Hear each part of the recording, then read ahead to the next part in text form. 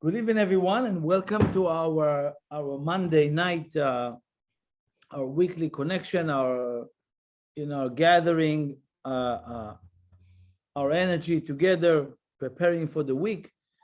Usually, we know it's better to start on the Saturday night or already when the week starting. Interesting, on a side, everybody's starting the week at least in America or some European probably, they're starting the week on Monday, but from the joke is, that the week already started on Sunday. That's originally from the creation. It's not something that, it's a made man. Yeah, just to understand, someone came up with that idea. I love it. It's great. Monday, Sunday off is great. But the consciousness should be that Sunday, I'm putting something of work. Many people look at Sunday as a day of rest or a day of day off. And by itself, within itself, the consciousness is wrong.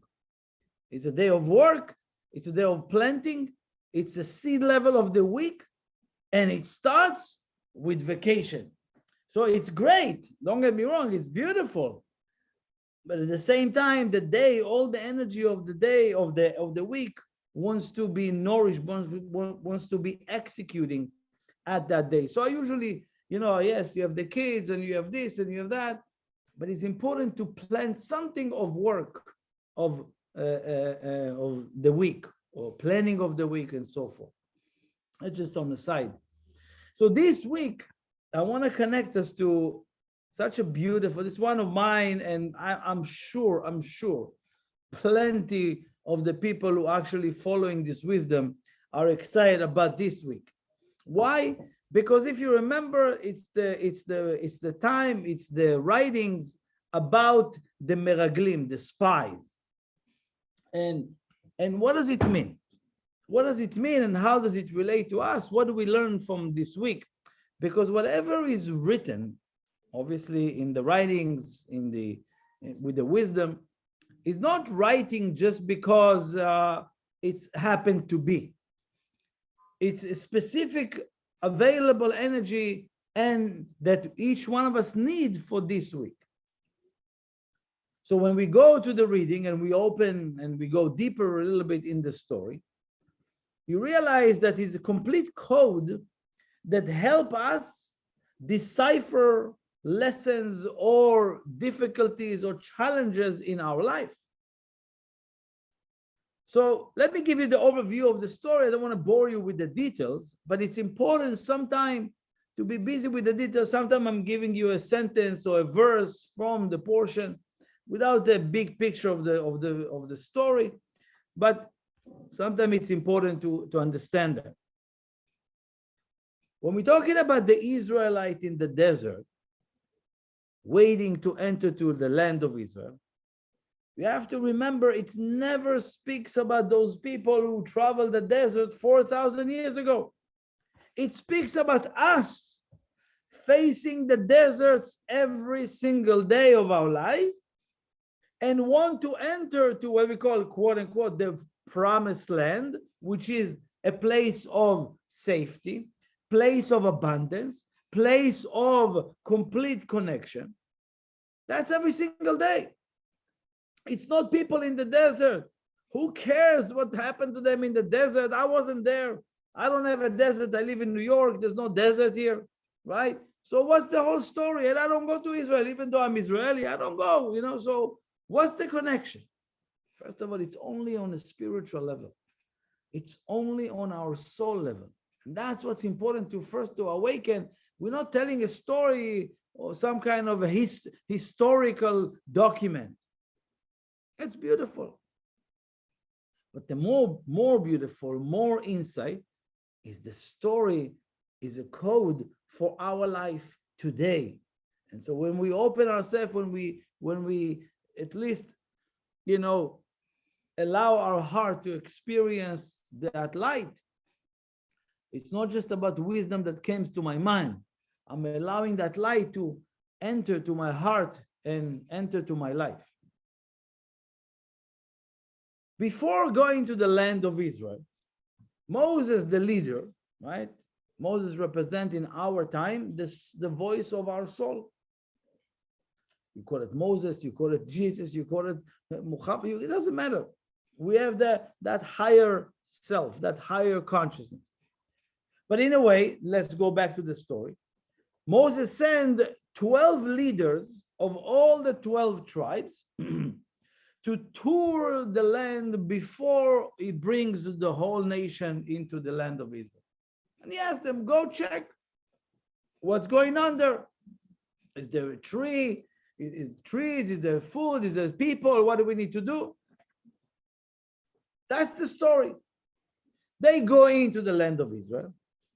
They coming back with a very negative report, right? Very negative report.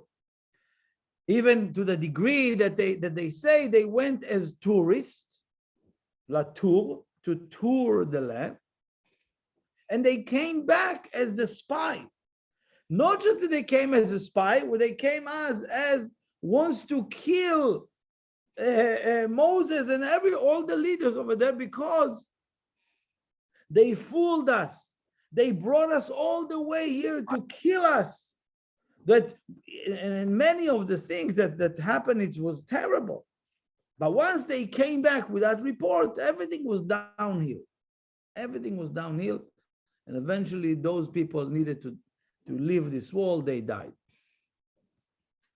Now, this is the overview of this. Again, there's many secrets over there that, again, if we had 2 hours, I would sit with you and tell you many more secrets. But let's keep it as we can handle, as much as we can handle. Let's understand, first of all, the difference between a tourist and a spy. Those of us who live in New York, right, in Manhattan, everybody recognizes who is a tourist, right? It's like a known joke here in New York. Oh, don't go where there's a tourist, right? And you get bothered by those tourists, right? What is the conscience of tourists? Tourists, and spy, what each one of them looking for, right? What each one of them already by the words, you already recognize the difference between them, right? Because a spy is almost a default of us. A spy consciousness is almost the default of who we are, which means it's a natural state of each one of us, to have that consciousness of a spy. Let's just maybe share a few ideas, right? Tourist, you would say it's someone who looks for the good, wants to enjoy and pleasure everything, wants to explore, have a big desire, right? They go from the morning, let's start 6 o'clock. You see them with the pouches, with a backpack, with a camera over there. They go 6 o'clock to the Statue of Liberty. You see them running around. Doesn't stop. At night already, I want to see the city from the view, and let's eat over here and 2 dinners just to explore. I have, as much as I can, right? Like if you travel to anywhere, right? You want to explore, you want to check what's going on. I want to get to know the people. I want to feel the people. I want to see what's happening. You feel that they are fresh. You feel that every day they're really bright and shine. Let's go. Let's explore. Let's understand. Let me experience. Big desire. A spy. What is a spy? Complete. Desire is big, but what's wrong? A spy consciousness is someone who is digging for the wrong thing. Someone who is connecting to the wrong picture. Something of a manipulative reality. Someone who always thinks in conspiracy. Someone who is thinking in a way, again, this is like a default. If someone doesn't really work on himself as by default, we are a spy. see what's wrong, who didn't give me, who is doing bad, who I don't want to get closer, where is going to take me more work, where is the shortcut. Spy is only shortcut. What is the first understanding here? Spy or a tourist? What is the first understanding is? And it's a question that I want each one of us to ask ourselves.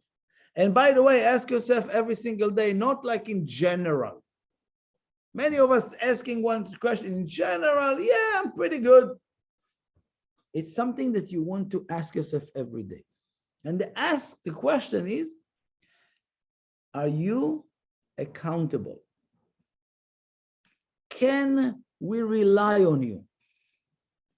Can we trust you?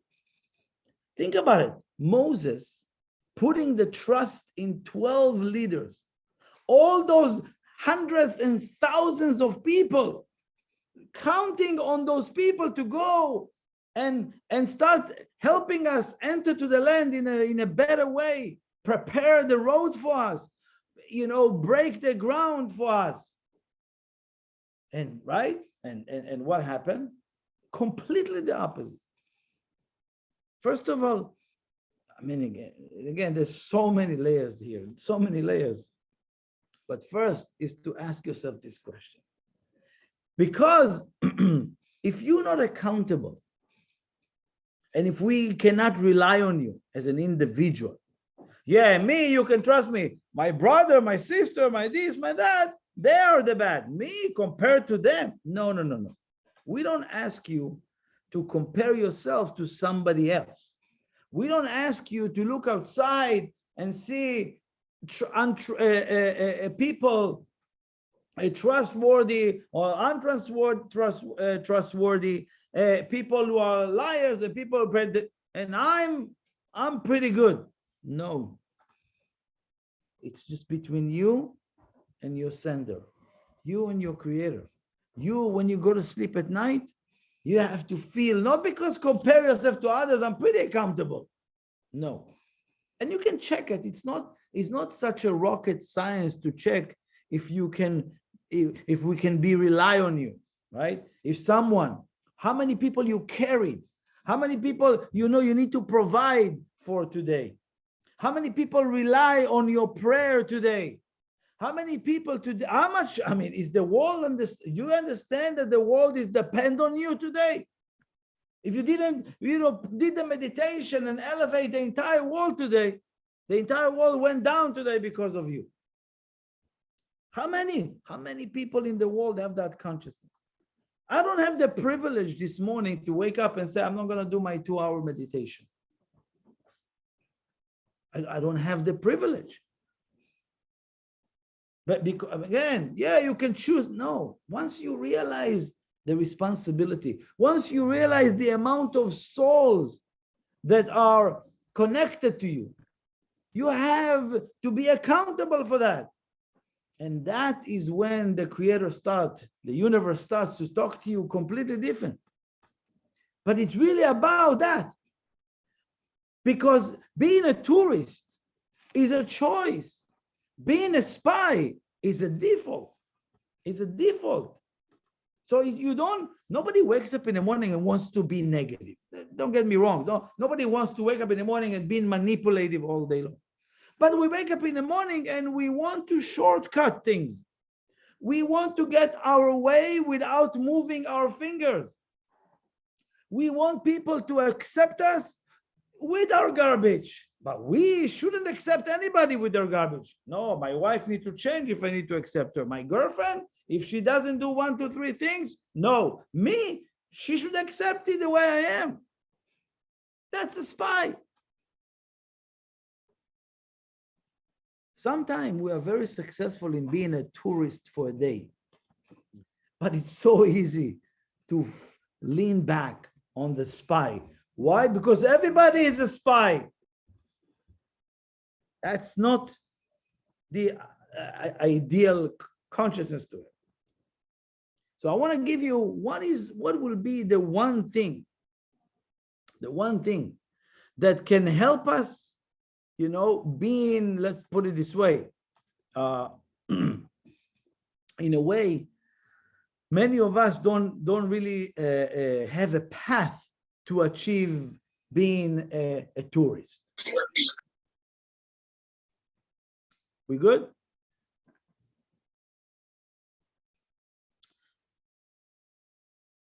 The only chance that you have, I don't like to be that dramatic, the only chance, but when you hear that word, you will understand, without that muscle, there's no way you can maintain the tourist consciousness and what I call discipline. What type of discipline do you have? Or are you a disciplined person? Because most of us are disciplined for our selfishness. I'm hungry, I'm very disciplined. I'm going to find something to eat. I'm tired. Right away, I'm listening. I'm tired, go rest. I'm hungry, I'm going to eat. I need some pleasure, I'm going to go get. We're very disciplined with our ego. My ego needs some attention. We're very disciplined. We're listening to my ego. Oh, go get some attention. Say something profound that people will wow you. We're very disciplined to our ego, which is the spy consciousness. But to be a person of discipline for what we call the bigger picture, discipline in a way of not a spy, a tourist consciousness, something that you need to build. It's a muscle that you need to work hard to achieve and to earn. But for our pleasures, right away. If I tell someone, hey, come study, right? Look, sometimes we're doing those classes with a lot of people in the crowd and a lot of people online. And sometimes, no. Okay, but imagine if I'll tell someone, hey, come to study. It's a bit, okay, I'm going to watch it online. But come be together, let's study, it's okay. But come, it's going to be a barbecue, it's going to be drinks, it's going to be like a lot of girls and beautiful guys, and it's going to be like a party later. Oh, yes, so there's added things. So yes, for sure, I want to come to study. Right? If I tell people, single people, come study with, connecting to the light, connecting to your soul, connecting to this, that's great. But come connect to your soulmate, finding a nice relationship, right away, I'm going to go to the end of the world. We need to change the direction of how we see ourselves. What can bring me all our desires right in front of you? You don't need to chase after anything. It's changing your consciousness. It's bringing into your life right there.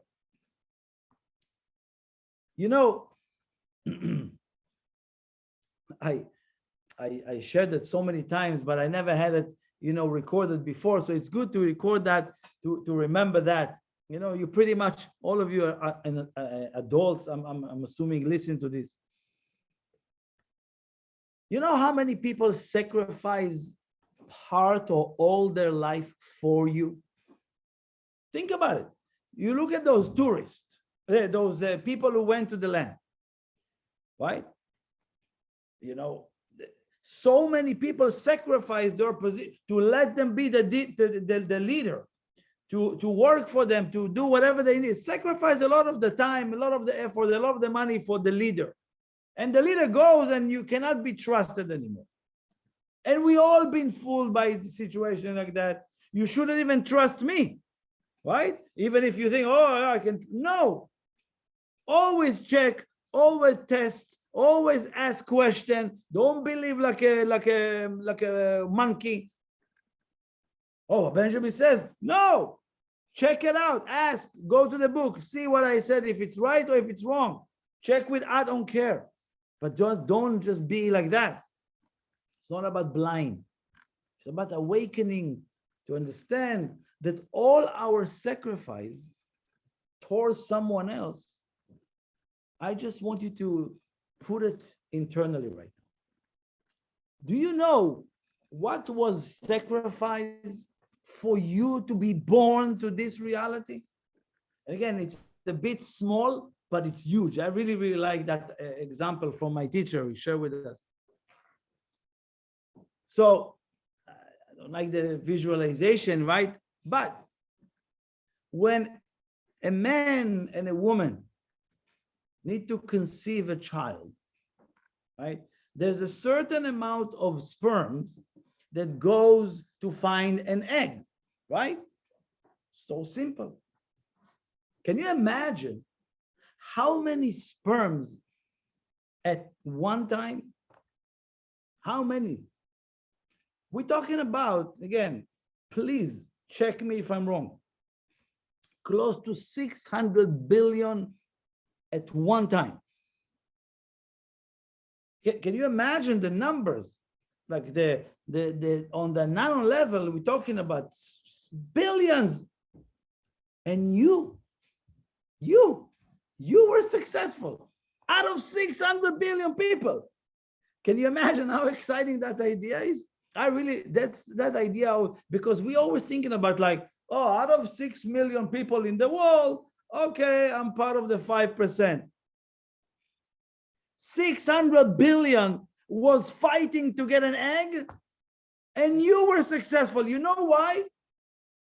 Because you have to understand there's a phenomenon. It's an inborn phenomenon.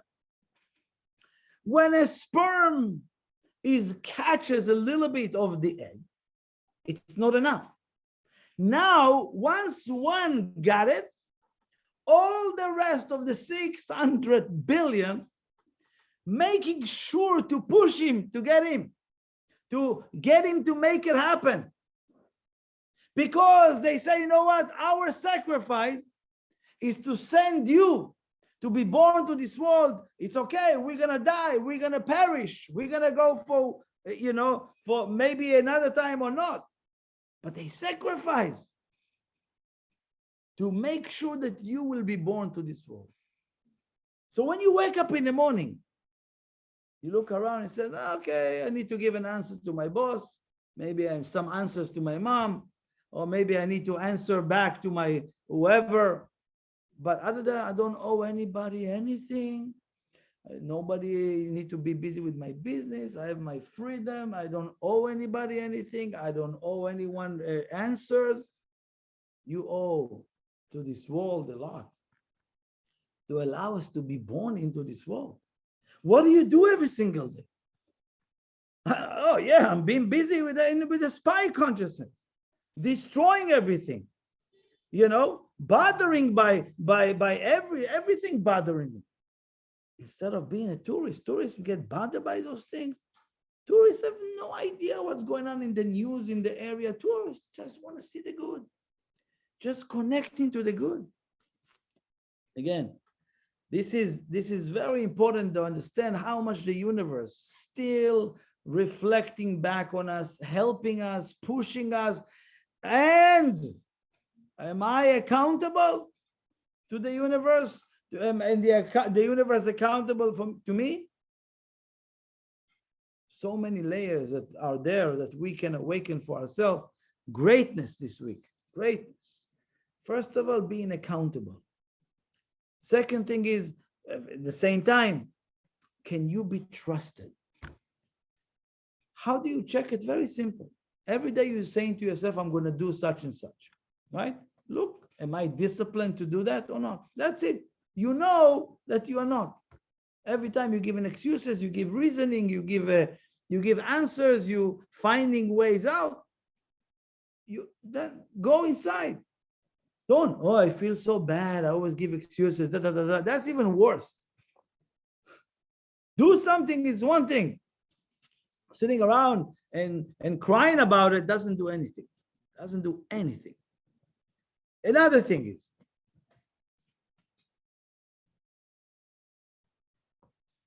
the process of creation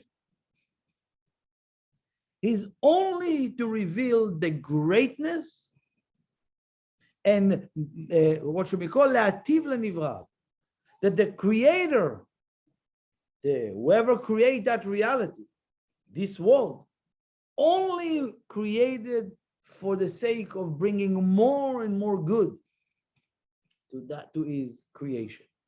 It's like anyone else. Any one of you open a business, any one of you bringing children to the world, they don't think that, to give them horrors. Nobody building a product that it would last one day. You want to bring a product that will be lasting, that people enjoy that company, right? To do good for others. That's what people do it. Where does it come from? The whole creation is based on that. One need to achieve the level that he say to himself, and not just say to himself, understand it. Bishvili nivra ha'olam. The entire world, with all the details and the sub-details and the details of the details, were created for you only. Everything. Not for the animals made for you, vegetable made, everything made for the human. Very important. One need to achieve that, need to meditate on it. How everything here was made for me. So the creator creates this reality with a complete abundance. Now, when we're talking abundance, we're talking about the spiritual abundance. And again, there is also physical abundance. Look around today. Look around. You go to any store, right? You don't see, or department store, you don't see just one shirt for everybody. You see so many kinds, so many sizes, so many this, right? Abundance. You go to the grocery store, you have million cereals, million types of drinks, 60,000 types of milk. Where does it came from? Who came up with all those? Abundance. Abundance, that there will be for every details in this reality, there will be fulfillment. Nothing created here with lack, only with abundance. Think about the telling a story about a king. He built his kingdom. You have servants, you have everything, but you have one son.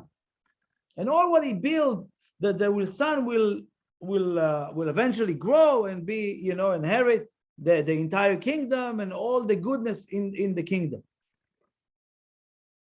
Days comes, and the kid grew up and have a problem with his stomach, like ulcer, or we have like what is this?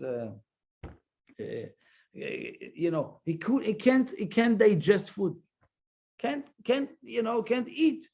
So all the chefs and all the good food that his father planned for him, the kid cannot enjoy that. Then he gives him and then the kid lost his sight. He can't even see all the greatness that the father left him. And he's a bit, not that smart. So anytime there's time to teach him all the wisdoms, he doesn't get it.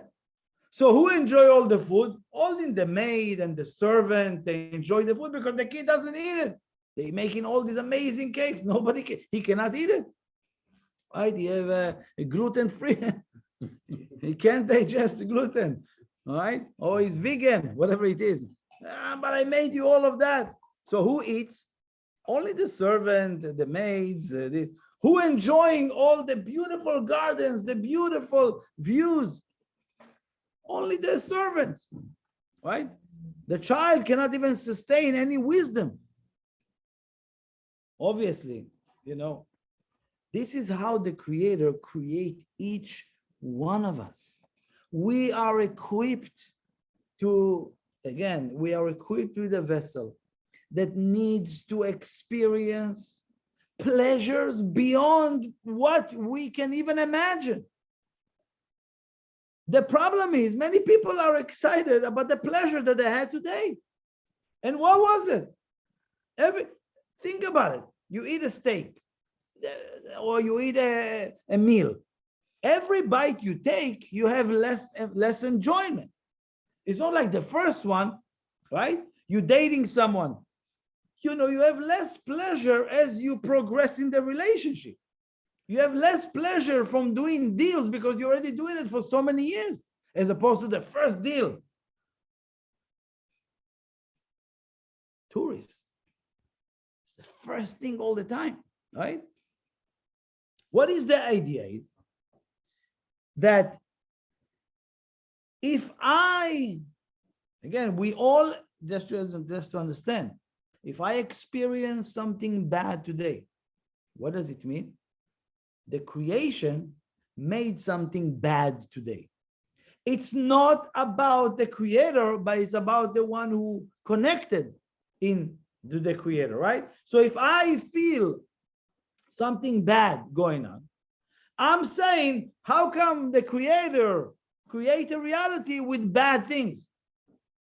It's simply our inability to experience the fulfillment within it.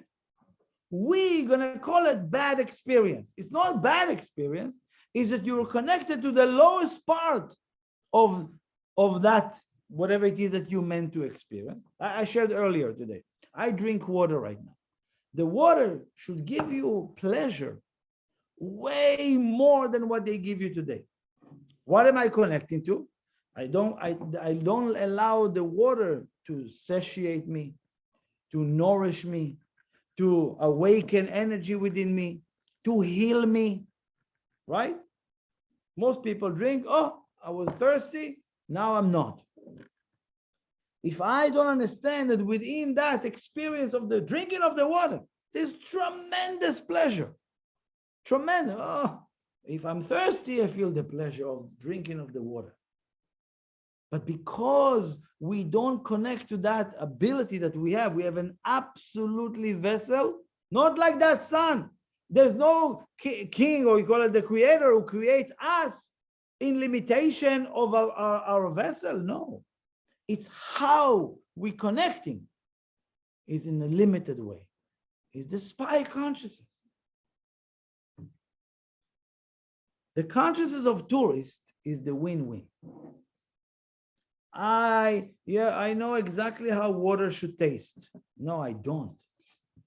I don't. Because, many of us like I can't wait to come to New York and eat the bagel. I heard a lot about New York bagel, right? Tourists. But what do you think after happened the second bagel? Okay, I got it. It's our limitation, even as a tourist consciousness, to maintain it because of discipline, because our inability to experience pleasure. Our pleasure is so limited. And therefore, we need tomorrow again and again and again and again. And eventually, the chase after pleasure makes us feel like, I'm done with this. People start thinking small. I'm okay with this. Okay, I've done it for many years, and they call it this way. And again, they're falling into smallness. What are they falling to? The next idea is what the Kabbalists explain, is when they went to the land of Israel, there was a verse that says that Vanihi be'enenu kechagavim. We saw ourselves, as we went to the land of Israel, we saw ourselves as cricket. Small like a cricket, like a little jumping cricket, like a nothing. And v'chen haynu be'enehem. And therefore, they also, whoever the giants that were in the land of Israel, they saw us also as cricket. This is what consciousness is all about. If I see myself as small, the rest of the world see myself as small. If I don't grow my consciousness, bishvili nivra olam, the entire world, it were created for me. Huge. The whole thing, everything was made for me. Not only for me, but for me. If I see myself, I'm insignificant, my word is not powerful, my this is not good, all kind of reasons. The universe starts seeing you this way. The universe starts sending you small things, not big, because that's what you can learn, because you see yourself as small. Very important to awaken, because a person starts seeing himself as small. He's doing small things. Therefore, he feels he completed something. Oh, wow, like say, for example, in sales, in marketing, most people are not going to put a big goal because they want to achieve that. Let's say instead of making $2,000 a day, I'm going to put $200 a day so I can feel I'm, okay, that's a good beginning, but tremendous desire has to be activated by the individual. But first of all, to see himself as the most important, the chosen one. Out of 600 billion, you were chosen. Do good just on that promise. You told all the other sperms, hey, don't worry, I'm going to go, I'm going to fight. I'm going to make you proud. That's what you said. Why do you have guilt when you disappoint? Oh, I love that. I love this. Now it came to me, when someone comes to you, someone that you respect, parents or something, and they tell you, very disappointed with you. Wow. Oh, why they say that? No, don't. Most of us just, saying that. Imagine you saying to a child, I'm very disappointed with, oh man, this is like a knife, right? Most of us living this way. But instead of doing good on our promise of coming here, every day you wake up in the morning, you are the most important person in the world. You are the whole thing that you see around you created for you. So start there, start seeing that, start awakening that consciousness. And with the help of discipline of the tourist consciousness, seeing everything as fresh.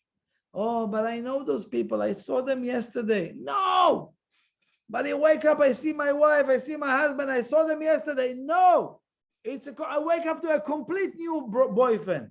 Again, not lunatics, right? But seeing a new light in them, see the spark in their eyes. Very important, because otherwise everything become old and everything become manipulative. Spy consciousness.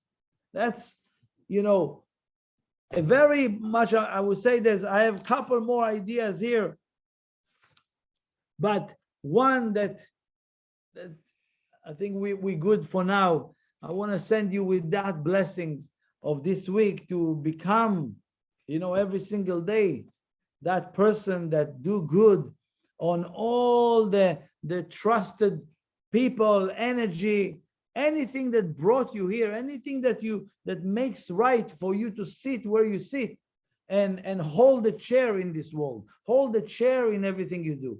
Why? Because created for me, and I'll do good on that. Okay. Then we're gonna continue. There's many more, but let's keep it simple and directed. Thank you. Have a wonderful rest of the week.